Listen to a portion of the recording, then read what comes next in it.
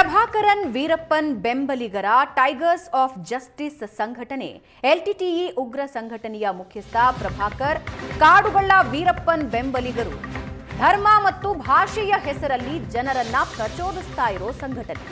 ತಮಿಳು ಭಾಷಿಕರ ಮೇಲೆ ದಬ್ಬಾಳಿಕೆ ಅಂತ ಸಾಮಾನ್ಯ ಜನರನ್ನ ಪ್ರಚೋದನೆ ಮಾಡ್ತಾ ಇದ್ದು ಅರಣ್ಯ ಇಲಾಖೆ ಹಲವರನ್ನ ಕೊಂದಿದೆ. ತಮಿಳುನಾಡು ಜನರೆಲ್ಲ ಒಂದಾಗಬೇಕು.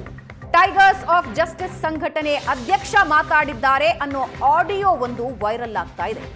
ತಮಿಳರ ಹತ್ಯೆ ಮಾಡೋದಕ್ಕೆ ಮೊದಲಿನಿಂದಲೂ ದೊಡ್ಡ ಸಂಚು ನಡೀತಾ ಇದೆ. ಜಾತಿ, ಧರ್ಮ, ಭಾಷೆ ಮುಂದಿಟ್ಕೊಂಡು ದೌರ್ಜನ್ಯ ನಡೀತಾ ಇದೆ. ಗಲಭೆಗೆ ಪ್ರಚೋದಿಸುವ ಆಡಿಯೋಗಳು ವಾಟ್ಸ್ಆಪ್ ಮೂಲಕ ವೈರಲ್ ಆಗ್ತಾ ಇದೆ.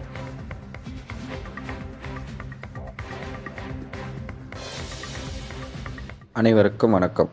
ஏறக்குறைய இன்னைக்கு 900 பேர் இருக்கிறீங்க. நம்ம ஊர் சார்ந்த எல்லா மக்களும் இருக்கிறீங்க. உங்ககிட்ட நாங்கள் ஒரு விஷயம் சொல்கிறதுக்கு தான் இதை நான் ஷேர் பண்ணுறேன். டைகர்ஸ் ஆஃப் ஜஸ்டிஸ், அதாவது நீதியின் புலிகள் இயக்கத்தின் பிரசிடென்ட் தான் நான்.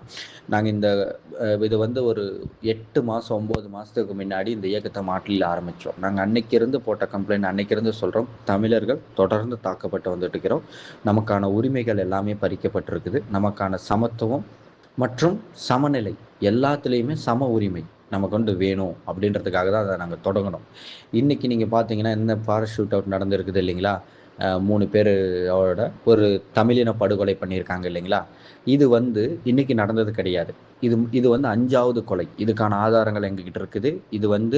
இதை தவிர்த்து எப்படி தமிழர்கள் தாக்கப்படுறாங்க, தமிழர்களை எப்படி டிஸ்கிரிமினேட் பண்ணுறாங்க, Tamil discrimination based on language and caste and ரிலீஜியன்னு சொல்லி Ramapura sub inspector, DYSP, SP, ADGP, DGP, national human rights commission, national minority commission, interstate commission, governor of Karnataka, prime minister of India, இது மாதிரி அப்புறமா உள்துறை அமைச்சர், இவங்க மாதிரி எல்லாருக்குமான கம்ப்ளைண்ட்டும் நீதியின் புலிகள் இயக்கத்திலிருந்தே போயிருக்குது. நேற்று கூட ஒரு ஃபாரஸ்ட்டில் இருக்கிற ஒரே ஒரு வீடு மட்டும்தான் தமிழ்காரது. அதுவும் நம்ம கிறிஸ்துவரது பழையாச்சி தான். அவருமே சுற்றி இருக்கிறதெல்லாம் வேற சமுதாயத்தது. எல்லாத்தையும் எடுக்கல, சர்வே பண்ணல.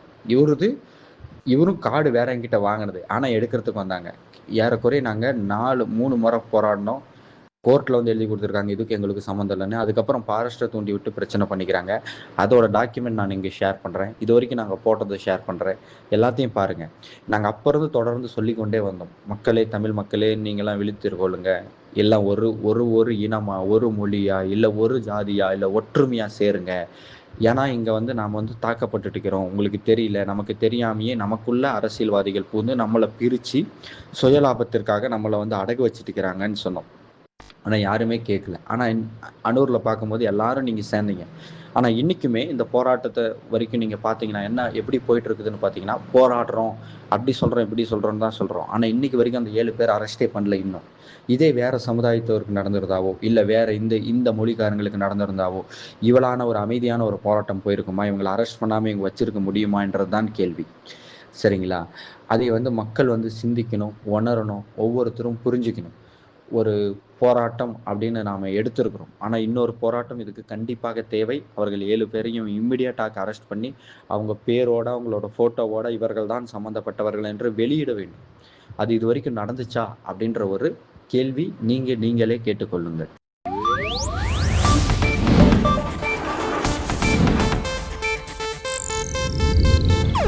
ಇದು ಏಷ್ಯಾನೆಟ್ ನ್ಯೂಸ್ ನೆಟ್ವರ್ಕ್ ಪ್ರಸ್ತುತಿ.